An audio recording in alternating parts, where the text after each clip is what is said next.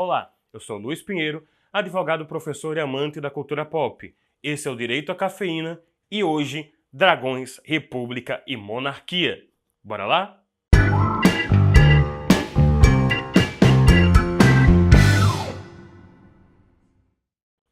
Em Game of Thrones, nós somos apresentados as duas formas de governo. A forma de governo é uma maneira que as instituições do Estado se utilizam para organizarem a execução, a aplicação do poder. O Maquiavel separou essas formas entre monarquia e república. No livro O Príncipe, ele diz que basicamente nós temos principados, que seria a monarquia ou a república. Na prática, em Game of Thrones... Game of Thrones. Nós temos monarquias, tanto monarquias locais, é o exemplo dos Stark, como monarquias de toda aquela federação, de todo o país, como é o caso dos Baratheon e dos Targaryen. Só que durante a série, o Tyrion fala de um novo tipo de governo, um governo feito pelas pessoas com participação popular, que seria mais justo, ou seja, ele traz ali o embrião da ideia de uma república. Mas o que é que república e monarquia têm de tão diferentes? A monarquia, ela tem basicamente 4 características: vitaliciedade, hereditariedade, irresponsabilidade do governante e ausência de participação popular. Já a república tem características em contrário, ou seja, no lugar da vitaliciedade, o tempo limitado dos mandados. No lugar da hereditariedade, a eletividade. No lugar da irresponsabilidade do governante, a responsabilização. E em vez de ausência de participação popular, nós esperamos que a república tenha participação popular. Bora por partes. O que seria a hereditariedade na monarquia? É o fato de que o monarca, no momento que toma posse daquele cargo, vai ocupá-lo até a sua morte. Isso pode durar dias ou pode durar décadas. É o exemplo justamente da Elizabeth II, Betinha, que basicamente tem o maior governo do Reino Unido, um dos maiores do mundo. Isso, claro, traz alguns problemas. É o caso, por exemplo, do monarca acabar tendo algum tipo de doença. Ele não pode ser completamente afastado. Ele sai do dia a dia, é nomeado, chamado príncipe regente, mas na prática ele ainda é rei. É o que aconteceu com a Maria I em Portugal, que teve uma severa doença mental e foi substituída pelo seu filho enquanto príncipe regente. Isso também traz uma situação meio tétrica, que é o fato de que basicamente a grande ocupação do príncipe herdeiro é esperar pela morte do seu pai ou da sua mãe para finalmente exercer o poder.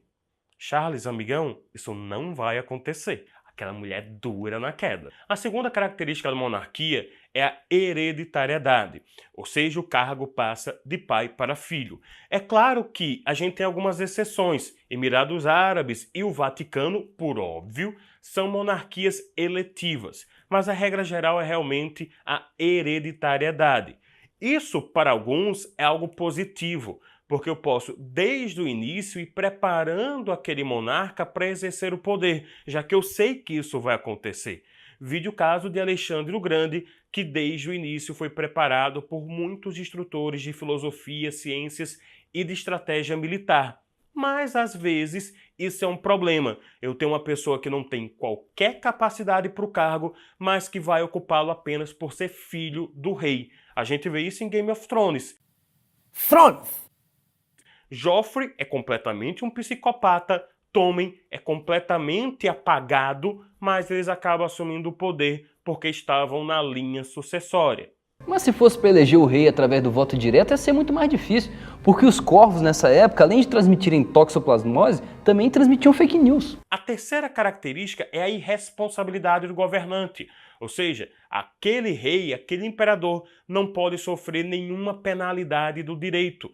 Isso esteve presente na primeira Constituição Brasileira, de 1824, que previa que a pessoa do imperador era sagrada, que ele não podia sofrer nenhuma sanção, não importa o crime que ele praticasse.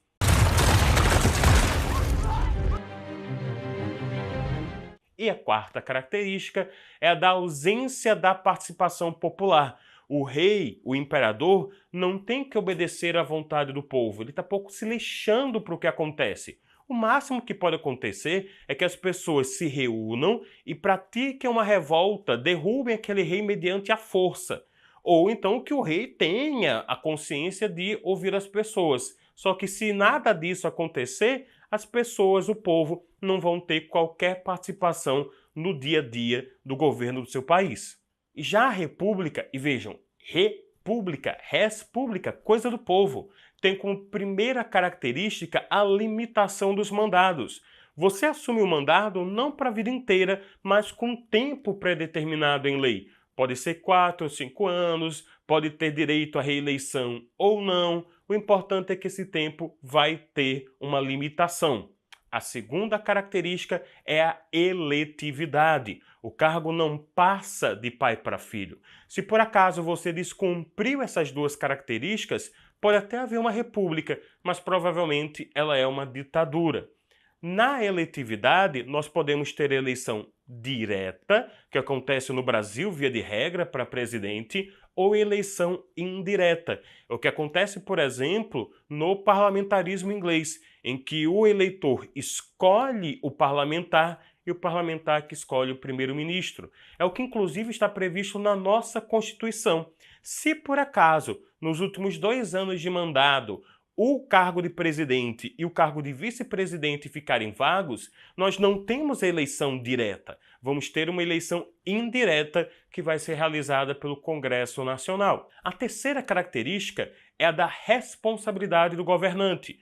Ou seja, eu posso ter uma responsabilização política, um voto de desconfiança para que esse governante vá embora, ou ter uma responsabilização jurídica. Se aquele cara cometeu um crime, pé na bunda dele, e a gente vai ter a escolha ou a sucessão de um novo presidente. E em quarto lugar, a característica que esperamos haver na República é a da participação popular. A participação tanto para eleger os representantes quanto para fiscalizá-los e, porventura, tirá-los daquele cargo. Eu falei se espera porque a República não é sinônimo de democracia. Eu posso ter repúblicas que são ditaduras. É o caso, no Brasil, da ditadura Vargas e da ditadura militar de 64. No Chile, Pinochet. Na Venezuela, agora com reconhecimento de vários órgãos internacionais de direitos humanos, a ditadura do Maduro. Só que, de qualquer maneira, quando comparado à monarquia, se espera que a república tenha mais participação e menos chances de tirania. É importante a gente ver que às vezes a monarquia ela não é tirânica. Ela pode ser uma monarquia ilimitada, onde o rei pode tudo, mas também pode ser uma monarquia limitada, uma monarquia em que o rei tem que obedecer à Constituição ou que tem que obedecer a um parlamento, ao primeiro-ministro.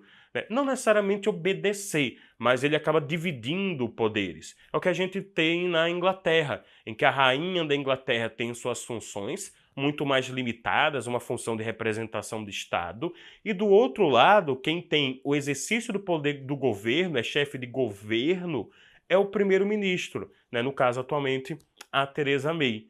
E esse tema de parlamentarismo é um tema muito bacana, porque a gente também pode ter parlamentarismo nas repúblicas, como a gente vê em Portugal e vê na Alemanha. Partindo de uma discussão lá de Game of Thrones, nós podemos discernir o que é monarquia e ver que eu tenho monarquias com todas essas características dos Baratheon, dos Lannisters, e ver o que é que o Tyrion quer com uma república, ou seja, que forma de governo ele está propondo. Não necessariamente isso vai acontecer, mas é um sonho dele. Isso casa muito com o estilo do personagem, que é um personagem mais racional, é um personagem mais estudado. E no Brasil, nós já tivemos essas duas formas de governo, só que eu não vou falar delas hoje. Amanhã nós vamos ter um vídeo falando das formas e sistemas de governo que já passaram pelo Brasil. Gostou do vídeo? Curta, compartilhe, se inscreva se você não é inscrito. Como sempre, vamos deixar aqui na descrição links de livros e outros materiais para você que queira se aprofundar no assunto. Esse é o Direito à Cafeína e nos vemos na próxima.